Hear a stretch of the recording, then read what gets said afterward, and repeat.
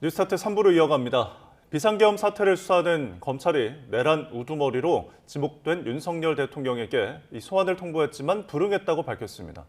검찰 비상계엄특별수사본부는 대통령에게 어제 오전 10시 검찰청에 출석하라고 통보를 했지만 대통령이 불응했다고 밝혔습니다. 이에 따라 검찰 특수본은 이르면 오늘 2차 소환을 통보할 예정입니다. 윤 대통령 측은 변호사 선임이 완료되지 않았다는 이유로 출석하기 어렵다는 입장을 전한 것으로 알려졌습니다. 이렇게 검찰이 윤석열 대통령의 소환 불응을 공개적으로 밝힌 건 압박 차원으로 풀이됩니다. 거듭된 소환 통보에 불응하면 체포까지 가능하다는 점을 분명히 했다는 분석도 나옵니다. 김철희 기자입니다. 검찰은 윤 대통령이 정해진 날짜에 소환에 불응하자 즉각 기자들에게 이 사실을 알렸습니다. 2차 소환 통보 시기에 대해서도 다음 날 바로 통보할 수 있다며 사실상 일자를 밝혔습니다. 이처럼 검찰이 소환을 둘러싼 상황을 적극적으로 밖으로 알리는 것, 대통령 측에 출석을 압박하는 차원으로 풀이됩니다. 윤 대통령이 끝까지 소환에 응하지 않는다면 체포에 나설 가능성도 큽니다. 소환 불응을 근거로 영장을 발부받은 뒤 윤 대통령을 체포할 수 있는 겁니다. 실제로 특수본은 최근 이진우 수도방위 사령관에 대해 조사 불응 등을 이유로 체포 영장을 집행했습니다. 문제는 경호처와의 충돌 가능성입니다. 대통령 직무는 정지됐지만 경호는 그대로 유지되는 만큼 체포를 시도할 경우 국가기관 사이 물리적 충돌 가능성이 있는 겁니다. 이런 점을 고려해 사전 구속영장을 통해 조사 없이 신병을 확보할 가능성도 거론됩니다. 현직 대통령이라는 지위를 고려하여 선행 피의자 조사 없이 검찰이 바로 사전 구속 영장을 청구하는 방식으로 이루어질 가능성도 배제할 수 없습니다. 다만 대통령 스스로 수사에 응하겠다고 밝혔던 만큼 출석 가능성도 남아 있습니다. 검찰이 압박 수위를 높이는 가운데 다음 소환 일자가 대통령 내란 수사의 분수령이 될 전망입니다. YTN 김철입니다. 탄핵 심판 절차에 착수한 헌법재판소는 오늘 첫 재판관 회의를 열고 향후 일정과 세부 절차 등을 논의할 예정입니다. 헌재는 또 오늘 윤 대통령에게 사건 접수를 통지하고 답변서 제출을 요청할 예정입니다. 최기성 기자입니다. 문영배 헌재소장 권한대행을 포함한 재판관 6명은 휴일에도 각자 자택에서 사건을 검토했습니다. 헌재는 탄핵 심판 접수 이후 진행할 첫 재판관 회의에서 구체적인 사건 처리 일정 등을 논의할 계획입니다. 증거를 조사하고 사건 쟁점을 정리할 수명재판관 2명을 지정하고 박근혜 전 대통령 탄핵 때처럼 헌법연구관들로 법리검토 태스크포스도 구성할 예정입니다. 무작위 전자배당 방식을 통해 사건을 이끌 주심재판관도 결정합니다. 문영배 헌법재판소장 권한대행께서는 다음과 같이 밝혔습니다. 신속하고 공정한 재판을 하겠다. 헌재는 또 윤 대통령에게 탄핵 심판 청구서 등본을 송달하고 사건이 접수됐다고 통지하면서 답변서 제출을 요청할 예정입니다.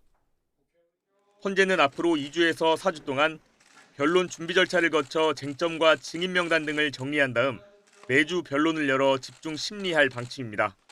탄핵 심판은 재판관이 모두 참여하는 전원재판부가 담당합니다. 국회 법제사법위원장인 더불어민주당 정청래 의원 등이 탄핵 심판 검사 역할인 소추위원을 맡고 윤 대통령 변호인단이 이에 맞섭니다. 피청구인이자 법률가인 윤 대통령 본인이 직접 출석할 수도 있습니다.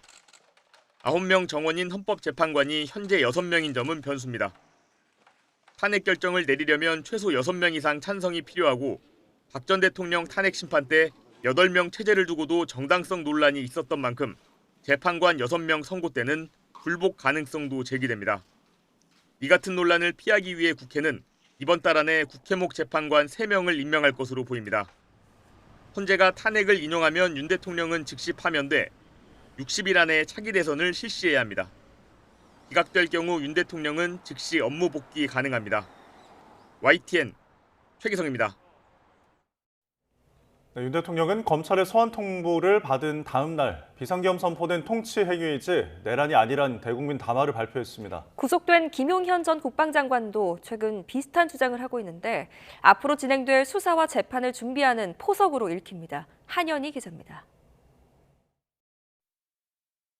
변호인 의견서 같다는 평가가 이어졌던 윤석열 대통령의 대국민 담화는 검찰 소환 통보 하루 뒤에 나왔습니다. 당시 윤 대통령은 비상계엄의 정당성을 강조하며 내란이 아니라고 강변했습니다. 그 길밖에 없다고 판단해서 내린 대통령의 헌법적 결단이자 통치 행위가 어떻게 내란이 될 수 있습니까? 정상적 통치 행위인 비상계엄을 형법상 내란으로 다스릴 수 없다는 겁니다. 대통령의 헌법적 결단이자 통치 행위가 어떻게 내란이 될 수 있습니까? 사명권 행사, 외교권 행사와 같은 사법심사의 대상이 되지 않는 통치 행위입니다. 윤 대통령의 직접 비상계엄 선포를 건의했던 김용현 전 국방부 장관도 최근 비슷한 주장을 내놓고 있습니다. 계엄 선포를 내란으로 주장하고 수사하는 시도 자체가 국헌을 어지럽게 하는 내란 행위라는 겁니다. 일제히 계엄 정당성을 강조하는 두 사람의 주장은 보수 세력을 결집하고 향후 수사와 재판을 염두에 둔 포석이라는 분석이 나옵니다. 법적 정치적 책임을 회피하지 않겠다면서도 공개적으로 법적 반박놀이를 펼치며 적극 대응에 나선 윤 대통령. 앞으로 수사기관과의 치열한 법리 다툼이 예상됩니다. YTN 한현입니다. 한편 여당 내부에선 탄핵안 가결을 두고 한동훈 대표를 향한 책임론이 분출하는 가운데 한 대표는 침묵을 이어갔습니다. 지도부 줄사퇴 속에 거취를 고심 중인 것으로 알려졌는데 오늘 오전에 입장을 표명할 계획입니다. 박정현 기자입니다. 윤 대통령 탄핵소추안 가결 직후 국민의힘 지도부는 총사퇴를 결의했습니다. 친한계 장동혁 진중호 의원을 포함해 선출직 최고위원 5명 전원이 사표를 내며 지도부가 사실상 와해된 건데 한동훈 대표는 그러나 직을 내려놓을 의사가 없음을 거듭 분명히 했습니다. 저는 직무를 수행할 것이라는 말씀을 드립니다. 불법 계엄 사태를 어떻게든 국민에 대한 피해를 최소화하면서 정리하기 위해서 노력해왔습니다.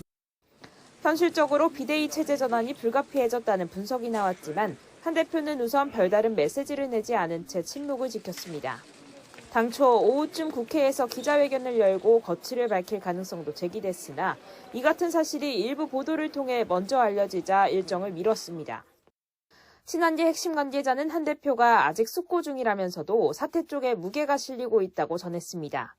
사실상 정상적 직무 수행이 불가능한 데다가 차기 대권주자로서도 계속 직을 위해 버티는 게 득이 될 게 없다는 판단입니다. 다만 친한계 일각에선 한 대표는 이번 계엄 사태에 책임이 없다며 사퇴에 반대하는 기류도 있습니다. 국민과 국민의 힘을 배신한 사람은 한동훈 대표가 아니라 윤석열 대통령임을 명확히 했으면 좋겠습니다. 그러나 일부 친한계마저 등을 돌리며 한동훈 체제의 붕괴는 돌이키기 어려워진 만큼 향후 비대위 구성에선 친윤계가 주도권을 쥐게 될 거란 게 중론입니다. 결국 검사 출신으로 단숨에 여당의 중심에 진입한 윤석열 대통령과 한동훈 대표가 서로 치열하게 대립하다 나란히 절체절명의 위기에 놓인 셈인데 한 대표로선 대통령 탄핵이라는 대형 악재 속에 허약한 당내 기반을 미리 보완하지 못했던 게 최대 실책으로 꼽힙니다. YTN 박정현입니다. 네, 오늘의 주요 경제 일정 살펴보겠습니다. 경제금융수장들이 비상계엄 사태 이후 10번째 긴급 거시경제 금융현안 간담회를 열고 시장 상황에 대응합니다. 앞서 이코노미스트는 최상목 부총리 겸 기획재정부 장관과 이창용 하능총재, 김병환 금융위원장, 이복형 금융감독원장이 참여하는 이 회의체가 꾸준히 열리고 있다며 한국의 일상생활이 차질 없이 계속되고 있다고 전했습니다. 금융당국이 오늘 5차 보험개혁 회의를 가집니다. 보험 판매 채널 현안과 보험 판매 수수료 개편 방향, 또 실손보험 개혁 방안 등에 대해 논의합니다. 적자가 지난해 기준 2조 원에 육박한 실손보험 개혁 방안 발표 시기는 아직 미정입니다. 코로나19 여파로 운영을 중단했던 KTX 광명역 도심공항 터미널이 오늘 재개통됩니다. 도심공항 터미널을 통해 국제선을 이용하는 여행객이 항공 체크인과 수화물 발송을 미리 할 수 있는데요. 또 KTX 공항버스로 인천공항에 도착해 전용 출구를 이용해 빠르고 편한 출국을 할 수 있습니다. 노후 종잣돈인 퇴직연금 통계 결과가 나옵니다. 2023년도 기준인데요. 퇴직연금 가입자가 얼마나 되는지, 또 중도 인출한 사람은 얼마나 되고 왜 깼는지 이유가 나옵니다.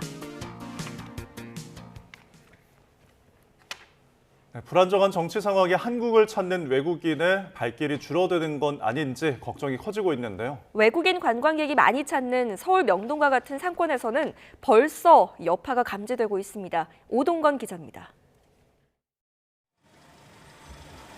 외국인 관광객이 많이 찾는 서울 명동거리. 비상계엄 뉴스를 접하고 느꼈던 두려움을 이야기합니다. I heard about the martial law just before I came here on holidays there last week. And I was very scared when I was getting on the plane. 대규모 여행 예약 취소와 같은 피해는 아직 나타나고 있지 않지만 명동 상권에서는 벌써 여파가 감지되고 있습니다. 계엄령 선포 이후에 확실히 특히 그 근처 일본이나 중국 이쪽에서 오시는 여행객들이 확실히 많이 줄은 것 같아요. 과거 박근혜 대통령 탄핵 정국이 2017년 상반기까지 이어지면서 당시 외국인 관광객 수는 23% 가깝게 떨어졌습니다. 상황이 악화하면 각국 정부가 언제든 한국을 여행 기피국으로 지정할 수도 있습니다. 영국은 이미 한국 여행 자제를 권고했고 뉴질랜드는 여행 주의 단계를 상향 조치하는 등 각국이 예의주시하는 상황. A lot from your government or the city government or something like that? There was a little from the U.S. government. They wanted us to sign up in case anything happened. 내국인의 해외 여행에도 빨간불이 켜졌습니다. 겨울방학과 설 연휴가 있는 12월과 1월은 여행 성수기지만 원화 가치가 떨어지고 환율 고공행진이 이어지면서 부담이 커질 수밖에 없습니다. 해외 출장을 준비하는 사람들도 마찬가지. 독일에 출장을 가는데요. 지금 환율 때문에 내년에 갈 수 있을까, 가야 하나 말아야 하나 좀 많이 고민이 됩니다.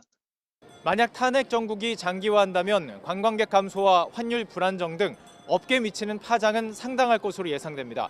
YTN 오동건입니다. 자녀 입시 비리 혐의 등으로 기소돼 징역 2년을 확정받은 조국혁신당 조국 전 대표가 오늘 수감됩니다. 조 전 대표는 오늘 오전 9시 50분쯤 경기 의왕에 있는 서울구치소에 도착할 예정입니다. 대법원은 지난 12일 자녀 입시 비리와 청와대 감찰무마 혐의 등으로 기소된 조 전 대표에게 징역 2년과 추징금 600만 원을 확정했습니다.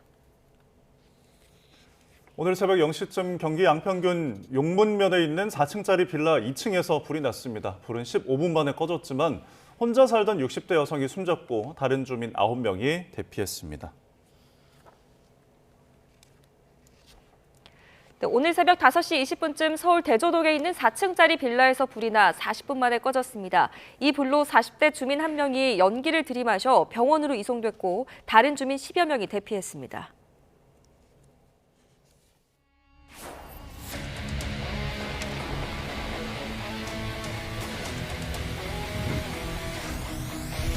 수출 성장세가 둔화하고 내수 부진이 심화하는 가운데 정치적 불안이 가세했고 환율은 좀처럼 떨어지지 않고 있습니다.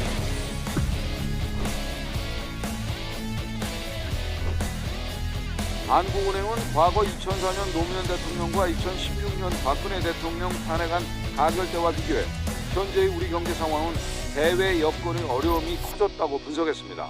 정부도 대내외 불확실성이 확대되며 가계와 기업의 경제 심리 위축 등 하방 위험이 증가하고 있다고 우려했습니다. 금융외환 시장의 급격한 변동성은 일단 진정됐지만 안심할 수 없습니다. 국민과 우리 기업 물론 외국인 투자 기업의 경제 심리가 위축될 우려가 있습니다.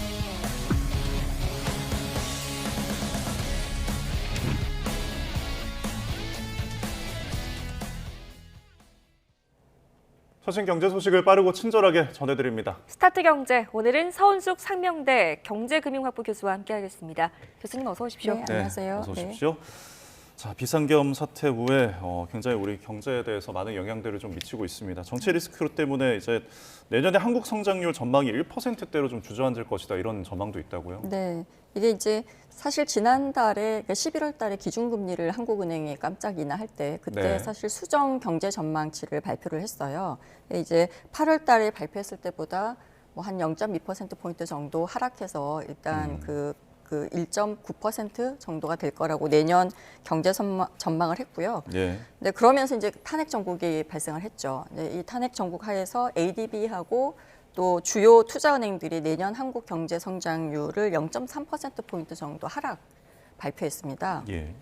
자, 그래서 이게 이제 ADB 같은 경우에는 사실 우리나라뿐만이 아니고 아시아 태평양 지역 전체적으로 이게 이제 성장의 하방 리스크로 이제 등기에 트럼프 행정부 2기 출범 때문에 관세 인상 등이 지금 예측되고 있잖아요. 네. 그래서 이러한 이제 정책 변화 우려 때문에 하방 리스크가 좀 걱정을 하고 있고, 그다음에 지정학적인 긴장 완화가 계속 안 되고 있고 이 부분이 네. 좀 심화되고 있는 부분, 그다음에 중국 부동산 시장 침체가 이제 주는 영향, 그 주변의 국가들에게 주는 영향 때문에 하방 리스크가 존재한다라고 우리가 보고 있습니다. 근데 이제 중요한 거는 뭐냐면은 이게 이제 계엄 선언 이후에 그 한국 경제에 대한 그 디스카운트, 우리가 네. 코리아 디스카운트라고 얘기를 하죠. 그러니까 투자자들로부터 신뢰를 굉장히 크게 잃는 부분, 전혀 예측하지 못했던 이제 상황이고 좀 합리적이지 않은 의사결정이 한국 내에서 이루어지고 있다는 부분 때문에 그 코리아 디스카운트가 굉장히 커지고요. 근데 문제는 뭐냐면은 이 원래부터 굉장히 저성장 기조에 대한 우려가 있는 상태에서, 그래서 우리가 내년도도 경제 전망이 좀 암울한 상태에서 이 이슈가 그냥 굉장히 찬물을 끼얹는 네. 상황이 발생을 하면서 굉장히 안 좋아지고 있다라고 보고 있고요. 사실 경제 성장률이 2% 아래다, 1%다라고 했을 때 우리가 좀 생각할 수 있는 거는 경제의 전반적인 활력이 굉장히 떨어지고 있다라고 평가를 하고 있고요. 그러니까 장기 전반적인 그냥 경기 둔화다라고 보기보다는 네. 좀 구조적인 문제하고 장기적인 리스크가 같이 존재를 하고 있다라고 볼 수가 있고요.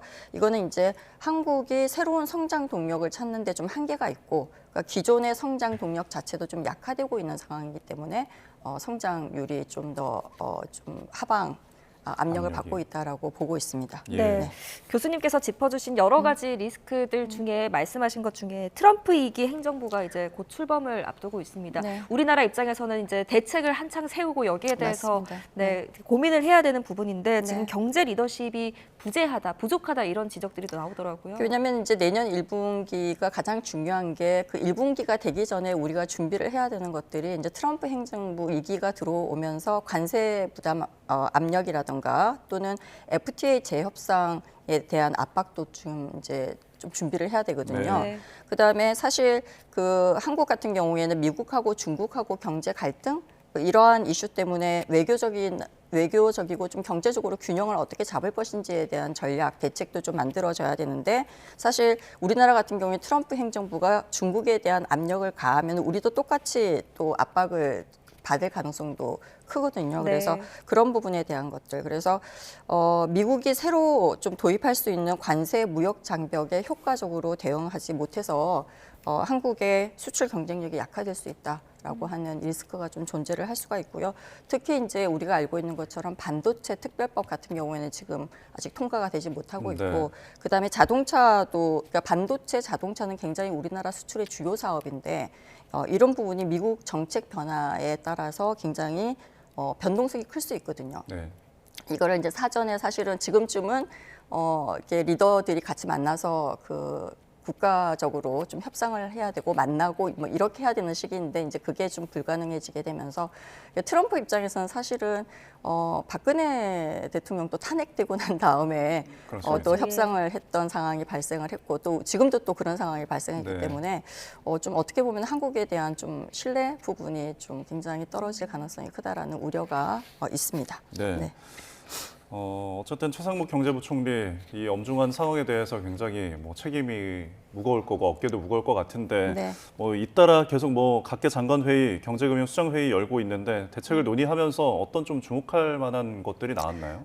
이렇게 두 번째인데요. 15일도 그 장관급 회의를 이제 주재를 하면서 이게 탄핵안이 가결이 됐잖아요. 예. 그래서 경제에 미치는 부정적인 영향을 최소화하겠다라고 하는 의지가 굉장히 강하게 반영돼서 지금 발표가 되고 있는 것 같은데요. 가장 큰 게 이제 통상 환경 불확실성이 방금 얘기한 것처럼 굉장히 커지고 있기 때문에 이 부분에 대해서 경제 외교 부처들이 어떻게 이제 전략을 세울 것인가, 대응할 것인가에 대해서 간담회를 계속 지속적으로 하고 있다라고 하는 거를 발표를 했고요. 예. 그다음에 뭐 산업 경쟁력 강화를 위한 그 관계장관 회의를 민간 합동 회의로 좀 확대 개편해서 하겠다라고 하는 의지도 보였고요. 네. 또 중요한 거는 좀 취약계층에 대한 지원 방안을 좀 적극적으로 마련하겠다라고 예고를 하고 있습니다. 그래서 예. 국회를 통과한 예산을 이제 내년 초에 바로 즉각적으로 사용하는 것도 지금 하겠지만 네. 어떻게 보면은 취약계층을 위해서 추가 지원 방안도 좀 마련해 보겠다라고 지금 발표를 했습니다.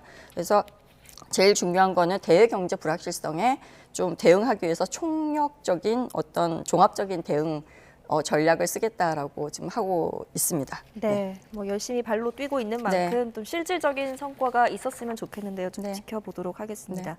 과거에 2차례 이제 탄핵 정국이 있었습니다. 그때 상황과 경제 상황을 좀 비교하는 기사들이 많더라고요. 일단 성장률과 물가를 좀 비교해 보면 좋을 것 같은데 성장률을 좀 비교해 사실 본다면요? 그때랑 좀 많이 달라요. 두 번의 탄핵 때랑 지금의 경제 상황 자체가 앞에서 이제 설명한 것처럼 굉장히 다른데 2004년 노무현 전 대통령 그 탄핵 때는 당시 이제 중국 경제가 고속 성장을 하고 있었고 왜냐면은 중국의 경제 변화를 우리가 계속 보는 가장 큰 이유 중에 하나가 우리의 수출 구조 중에서 중국이 차지하는 비중이 가장 높아요. 네, 그래서 중국 경제가 좀 고속 성장하거나 좋아지면 우리가 수출 비중이 커지면서 이게 좀 GDP 성장률이나 이런 게 좋아지는데 중국 경제가 굉장히 둔화되거나 이렇게 되면 우리가 영향을 좀 많이 받게 되거든요. 그래서 그 당시로는 중국 경제가 고속 성장이었고 또 글로벌 경제도 굉장히 호황기였어요. 네, 그래서 물론 이제 탄핵이 되고 난 다음에는 좀 일시적으로 불확실성은 존재를 했지만 이제 경제 성장률 자체만으로 이제 문제가 생기거나 그러지는 않았고요. 2017년 박근혜 전 대통령 탄핵 때는 사실 반도체 산업이 굉장히 강세를 보이고 있었고 또 글로벌 IT 호황기였기 때문에 사실 특별히 이제 초기에 좀 영향을 받긴 했지만 그 다음에는 좀 괜찮았었고 사실 박근혜 전 대통령 탄핵 때가 2016년 12월 우리가 9일로 알고 있는데요. 그때 2016년 4분기에 전기 대비해서 0.8%의 성장률을 보였고요. 그다음에 끝나고 난 다음에 2017년 1, 4분기 전분기 대비해서 1.1%대의 성장률을 보이고 있었는데 지금 현재 윤석열 정부의 경우에는 현재 3, 4분기가 0.1%. 뭐 굉장히 낮은 수준이죠. 그다음에 4, 4분기도 한은 추정치에 의하면 0.5% 정도로 지금 예상을 하고 있는데 이것도 조금 떨어지지 않을까라고 우리가 전부 다 예상을 하고 있어요. 물가 상승률 같은 경우에는 2016년 4, 4분기에는 1.5%였거든요. 이게 2017년 1, 4분기에는 1.1%, 그러니까 물가 상승률도 굉장히 낮은 상태였어요. 그래서 사실은 한국은행이 뭐 예를 들면은 탄핵 이후의 불확실성을 제거하기 위해서 좀 완화적인 통화 정책을 쓴다든가 이런 거가 물가에 크게 부담이 가지 않는 상황이었고요.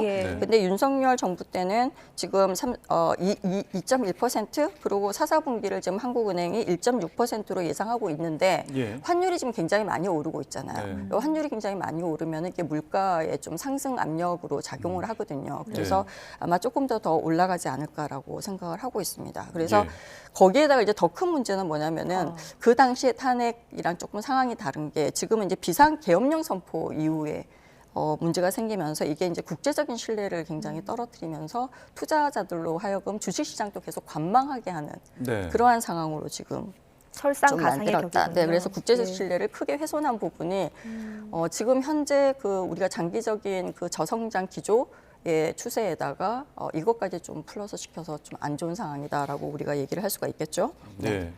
또 비교할 부분을 보면은 아까 뭐 잠깐 언급해 주셨지만 이제 환율 흐름 자체가 또 어땠는지 궁금한데요. 네, 2016년 12월에 사실 박근혜 대통령에 대한 탄핵 소추안이 발의되고 국회에서 가결되면서 원달러 환율이 단기적으로는 약 52원, 그러니까 2016년 12월 9일 매매 기준으로 보면은 1,165.50을 기록했어요. 근데 이제 이때는 1,100원대잖아요. 그래서 물론 환율의 변동성은 당연히 나타났지만 이후에 이제 헌법재판소에서 탄핵 인용 결정이 되면서 불확실성이 해소되고 환율은 다시 안정되는 그러한 추세를 보였는데요.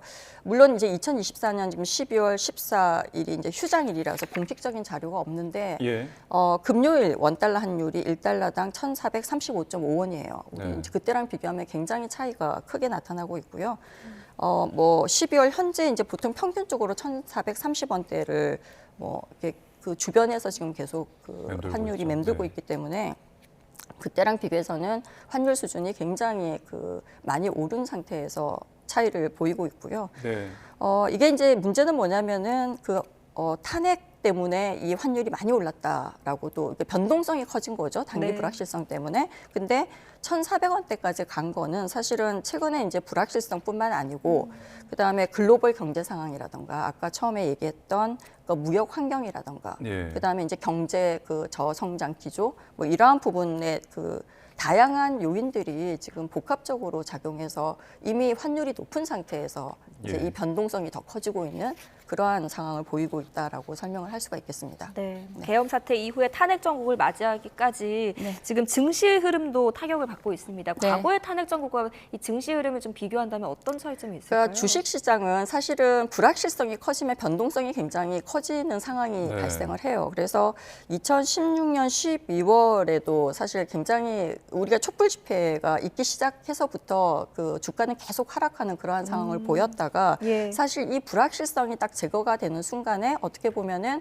다시 이제 상승 국면으로 전환할 수 있는 기회가 오는 거거든요. 그래서 2016년 박근혜 전 대통령 탄핵 때도 보면은 주식 시장이 언제 상승세로 전환했는지 보면은 그 불확실성이 없어졌다라고 생각했을 때 예. 예를 들면은 국회에서 탄핵안이 가결됐던 뭐 12월 9일 그다음에 헌법재판소에서 탄핵 인용 소추가 그 받아들여졌을 때 인용되었을 때 그때가 이제 2017년 3월 10일 그다음에 이제 새 대통령 선거 일정이 시작된 4월 17일 그러니까 이때가 3번 정도가 상승 전환이 되는 시기였거든요. 다시 말하면 불확실성이 좀 제거됐다라고 볼 수가 있는 거죠. 근데 이제 지금 같은 경우에는 이미 아까 환율하고도 마찬가지 상황인데요. 네. 그러니까 이 그 계엄 선포가 되기 이전부터 사실은 그 펀더멘탈 이슈가 좀 있으면서 우리가 반도체, 삼성전자 뭐 이러한 이슈가 있으면서 주식시장에 외국인 투자자들이 매도가 굉장히 네. 지속적으로 일어나고 있는 상태에서 주가가 떨어지고 있는 상태에서 이 문제가 발생을 하면서 주식시장이 굉장히 불확실성이 커졌거든요. 예. 근데 이제 탄핵 정국이 시작되면서 사실은 정부가 증안 펀드나 이런 것들을 도입하면서 기관 투자자들이 굉장히 많이 주식을 샀죠. 네. 그러니까 그 기간에도 어떻게 보면은 개인 투자자들하고 외국인 투자자들은 매도세를 유지를 하고 있었거든요. 네. 근데 이제 탄핵이 가결되고 난 다음에 이제 좀 이게 불확실성이 좀 제거되면서 그러니까 그 전에 물론 이제 증안 펀드나 이런 기관 투자자들이 직접 개입을 하면서 좀 외국인들도 이제 관망세로 좀 돌아서고 또 어떤 부분은 또 매수세로 돌아서는 산업들도 있고 그랬거든요. 예. 그래서 우리가 이제 주식시장에서 이걸 밸류에이션이라고 하는데요. 너무 많이 떨어져서 사실은 이제 PBR 같은 경우에 0.8 정도다라고 본다면은 네.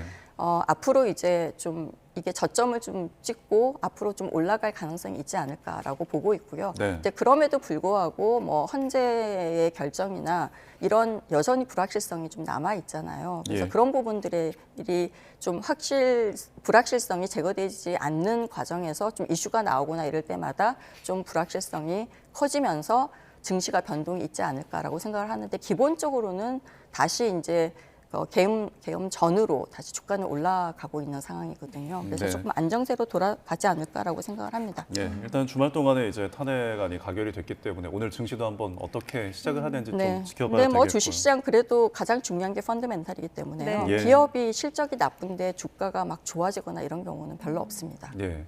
그럼 그 펀더멘탈에 대해서 어쨌든 안팎으로 지금 불투명한 경제 상황이 이제 이어지고 있는데 뭐 앞으로는 더 큰 문제들이 도사리고 있을 것이다라고 하거든요. 어떤 것들이 있는 건가요? 이제 결국은 조금 전에 얘기한 것처럼 주식시장이 이제 펀더멘탈에 의해서 움직이는 데인데 네.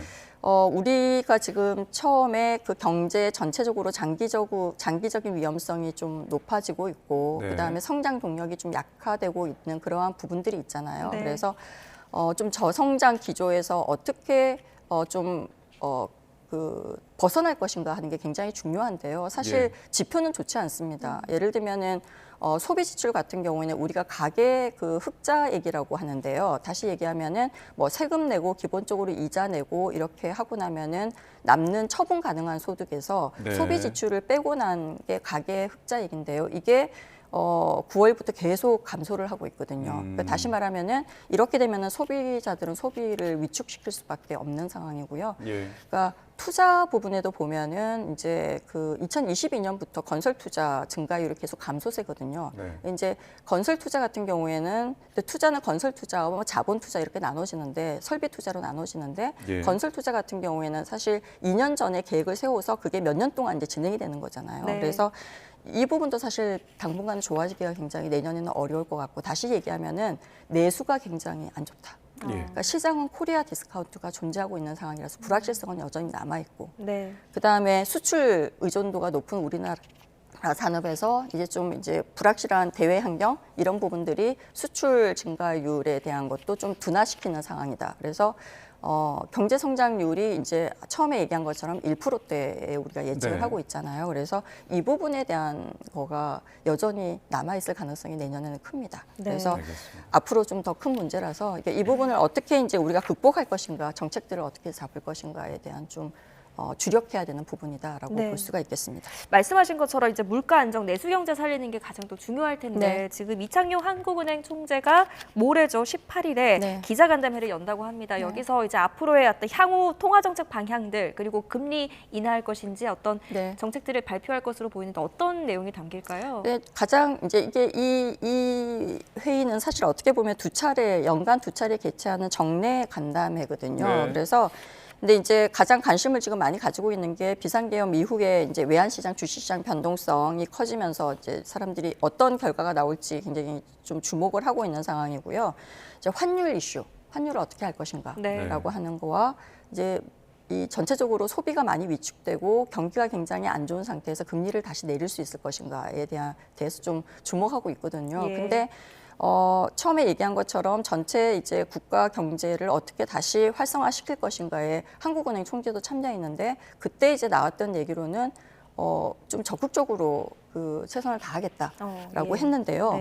우리가 좀 생각을 해볼 거는 금리를 내릴 가능성도 어느 정도 있는데 내년 초에. 근데 금리를 내리게 되면은 다시 환율은 원달러 환율은 원화 가치가 떨어져서 원달러 환율이 올라갈 가능성이 큽니다. 그래서 한국은행 총재 입장에서는 아마 통화 정책, 다시 말해 기준금리를 내리는 정책보다는 적극적인 재정 지출, 재정을 좀 확대하는 정책을 좀 써달라. 그러니까 뭐 추경을 통해서 정부 지출을 서민금융이나 서민들을 위해서는 아니면 소상공인들을 위해서 좀 써달라라는 얘기를 하지 않을까라고 예측을 하고 있습니다. 아무래도 유동성이 좀 필요한 부분이긴 하니까요. 자, 끝으로 뉴욕 증시 일정 짚어보겠습니다. 이번 주 좀 주목할 만한 일정들이 있죠? 가장 주목할 이벤트가 17일, 18일로 예정된 그 페드의 그 FOMC의 그 정례 회의죠. 이때 이제 기준금리를 페드가 금리를 인하할 것으로 이제 시장이 100% 정도 인하할 것으로 예측을 하고 있더라고요. 그래서 금리가 아마 0.25%포인트 정도 인하하지 않을까라고 보고 있고요. 그다음에 16일에 S&P 글로벌 제조업 서비스업 구매 관리자 지수 이게 이제 발표가 되고요. 그다음에 19일에 그 주간 신규 실업보험 청구자 수, 그다음에 3분기 GDP 성장률 확정치가 발표가 될 거고요. 그다음에 11일 경기 선행 지수도 발표될 예정입니다. 실적으로는 나이키, 페덱스 이러한 기업 실적도 발표될 예정으로 되어 있습니다. 중요한 일정들이 몰려 있네요. 오늘 여기까지 듣겠습니다. 지금까지 서은숙 교수와 함께했습니다. 잘 들었습니다. 수고하셨습니다.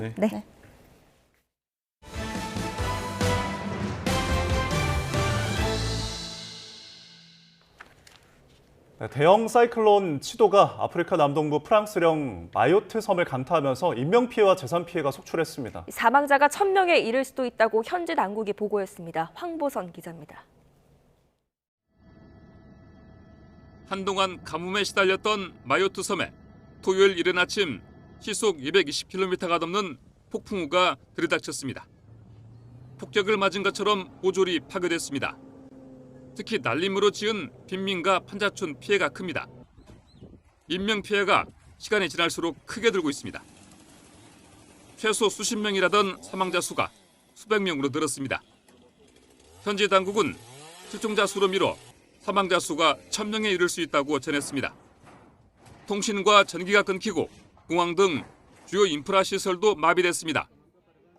프랑스 내무부는 상점 약탈을 막는 등 시안을 유지하기 위해서 경찰 1,500명을 곳곳에 배치했습니다. 사이클론의 중앙 경로에 이 섬이 위치해 피해가 막대합니다.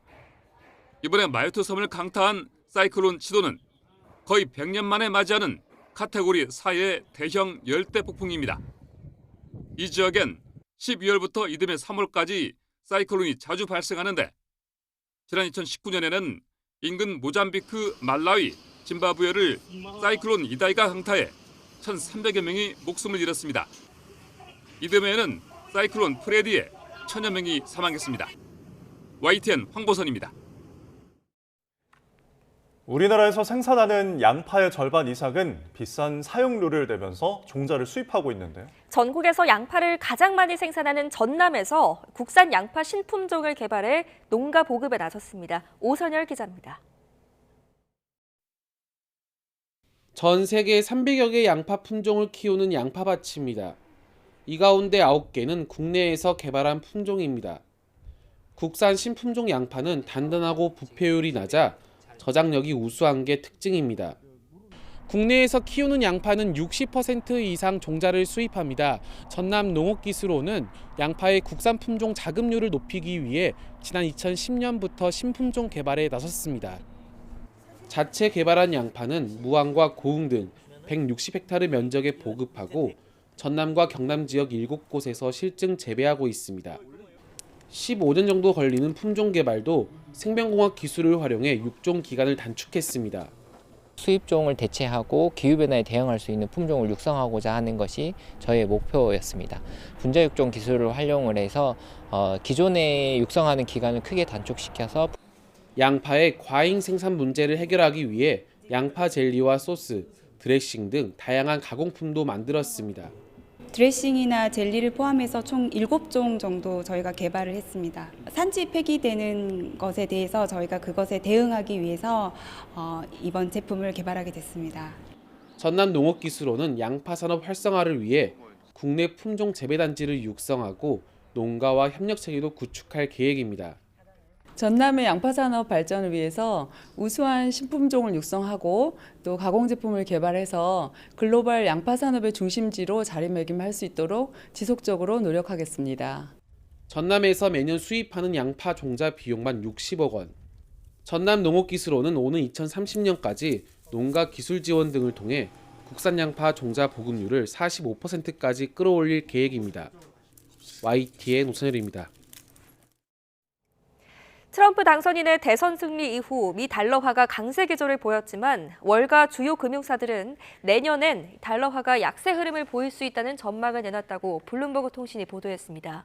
모건 스탠리는 최근 보고서에서 투자 심리가 개선돼 비달러화 자산에 대한 투자 수요가 커지며 내년 말 달러화 가치가 현 수준 아래로 떨어질 것으로 내다봤습니다.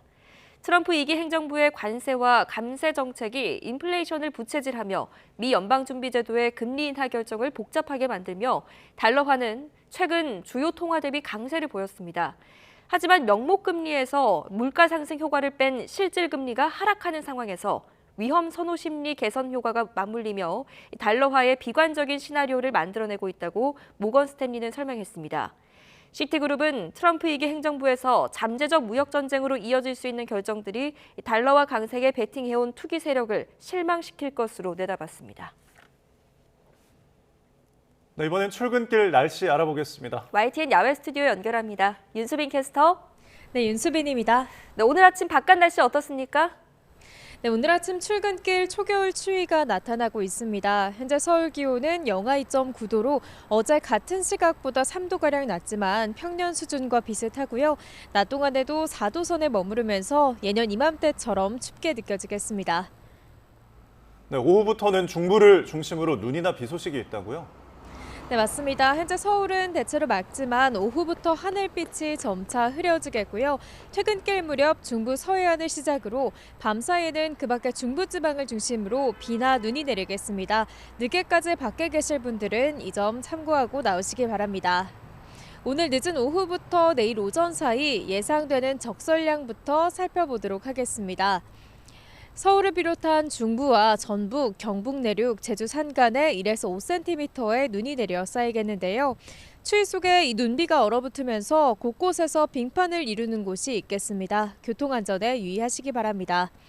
자세한 지역별 현재 기온 살펴보겠습니다. 청주 영하 1.3도, 안동 영하 6.2도, 광주는 2.5도로 출발하고 있습니다. 한낮 기온은 대부분 예년 이맘때 수준을 보이겠습니다. 오늘 서울 낮 기온 4도, 전주와 대구는 7도가 예상됩니다. 이번 비와 눈은 내일 오전이면 대부분 그치겠습니다. 다만 추위의 기세가 점점 강해지겠는데요. 특히 수요일에는 서울 아침 기온이 영하 7도까지 곤두박질하며 이번 겨울 들어 가장 추운 날씨가 찾아올 전망입니다. 한편 눈비 소식이 없는 동해안 지역은 대기가 점점 더 메말라 가고 있습니다. 여기에 초속 15m 안팎의 강한 바람도 불고 있는 만큼 산불 등 화재 사고가 발생하지 않도록 불씨 관리 철저히 해주시기 바랍니다. 지금까지 서울 상암동 야외 스튜디오에서 YTN 윤수빈입니다. 이상으로 뉴스타트를 마칩니다. 네, 몸도 마음도 따뜻한 하루 보내시기 바랍니다. 시청해주셔서 고맙습니다.